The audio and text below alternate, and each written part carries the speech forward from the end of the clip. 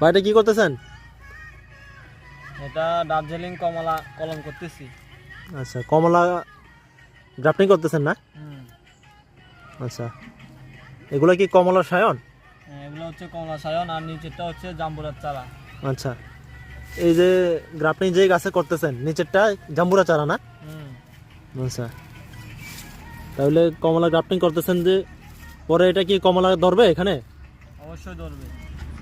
আচ্ছা, যদি মালটা করা হয় পরে? মালটা করলে মালটা ধরবে। ও আচ্ছা, কমলাটা কি জাত ভাই? কি জাত বললেন? দার্জিলিং কমলা। আচ্ছা, দার্জিলিং কমলা না? ঠিক আছে।